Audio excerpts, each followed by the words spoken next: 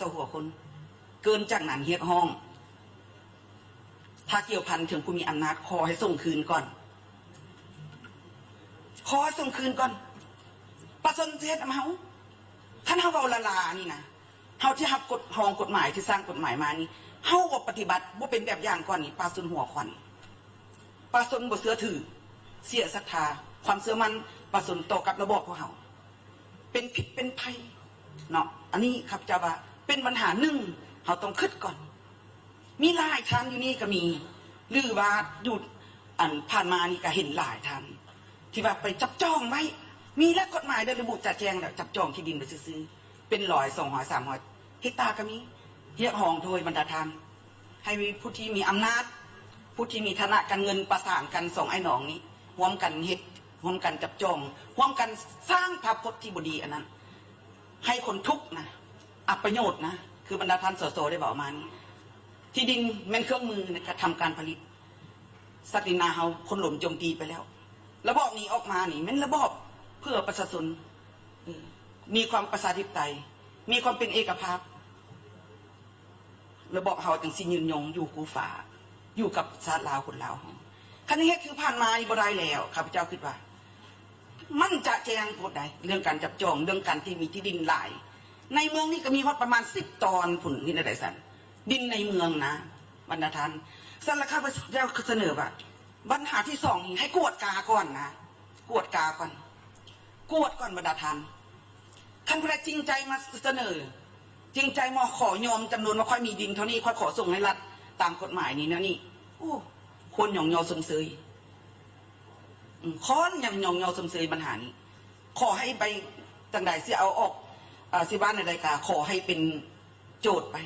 ที่หย่องยอขั้นใดพวกเป็นแบบอย่างขอเป็นผู้นำเรื่อยๆสูงขึ้นไปพวกเป็นแบบอย่างในการบ่จริงใจบ่กล้าเบาความจริงตัวเองออกยังยังมาถ่ายทอดไปจังสันจังสีนั้นผู้เป็นผู้ใหญ่กับบ่สมควรได้เป็นผู้ใหญ่บ่เป็นผู้นำใดผู้ที่มาจริงใจนั้นขอมอบตัวนะคันสิเบาเนาะจริงใจนะผ่านมานี่บ่มีกฎหมายฉบับนี้ขอมอบอันนั้นขอเป็นผู้ใหญ่ขึ้นไปเรื่อยๆข้าพเจ้าคิดว่าปัญหาที่สองเนาะปัญหาที่สามนี่นะบรรดาท่านขอเบาอยู่มันตา109เนาะมาตรา109นี่นะจากเสนอในนี้อยู่ในบทกฎหมายนี่นะเพิ่นก็ได้กำหนดออกจากแจ้งแล้วเนาะมาตรา109นี่ถือว่าข้าพเจ้าคิดว่าอยากให้เบิ่งคืนเนาะอยากให้เบิ่งคืนว่าการที่ว่า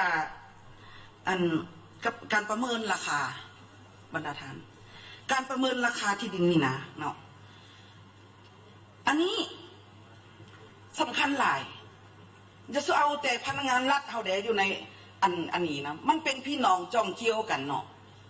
มันบอกค่าอาหารสิเบากันได้คนลาวเขานี่นะคันเทียดกันเดี๋ยวบ่อยากเบิ่งหน้ากันไหนใจบ่ได้ใหญ่ซ้ำใดบ่มันเดากันมื้อเสาร์มื้อแรงสิห่วงสกันหญิงสกันบ่ได้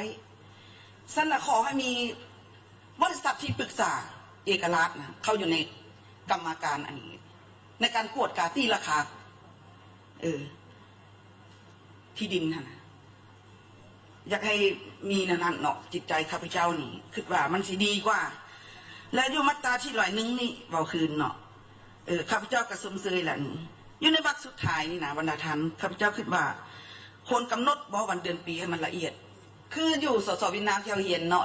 เพิ่นมาศึกมาถ่ายทอดนั้นเพิ่นก็กำหนดอันนี้เฮาเลยใส่ยาวนานนี่นะคันยาวนานนี่อยากเป็นทรงว่างได้ยาวนานจักปี30 ปี15 ปี30 ปี50 ปีสามารถโตได้ฮอด99 ปีสมมติก็ประมาณใช่คือบรรดาประเทศบางประเทศนี่พัดบักหมดเส้นลูกดินทุกตอนผู้ใดมีหลายก็ต้องได้จ่ายหลายเนาะก็ต้องได้เซาน้ำหนักหมดเส้นลูกล่ะ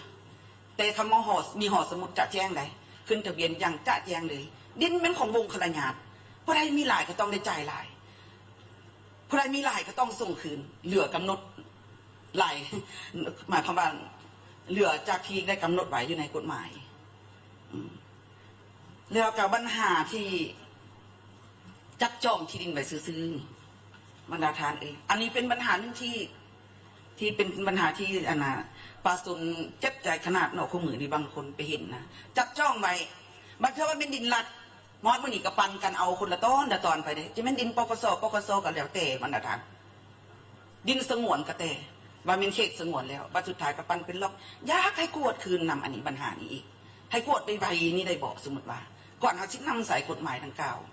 อันนี้เป็นปัญหาหนึ่งที่ข้าพเจ้าคิดว่าจำเป็นเนาะและก็อันว่าคณะจับจ้องไว้นี่นะหรือว่าเกินกำหนด3 ปีเลยยึดคืนเห็นดีเลยให้เป็นหุปธรรมแท้ๆได้บอกให้เป็นหุปธรรมแท้บัดนี้อันว่าให้เขาจ่าย5 ทบ 10 ทบเดี๋ยวนี้นั้นเขาบ่ย่านเลย10 ทบเขากบ่จ่ายเขากบ่ย่านเขามีผู้ซวยเขาอันผู้ที่มีอันเงินไข่จำนวนนั้นเป็นอันนั้นเนาะข้าพเจ้าขอมีคำเห็นสนั้นขอขอบใจท่านประธานจับ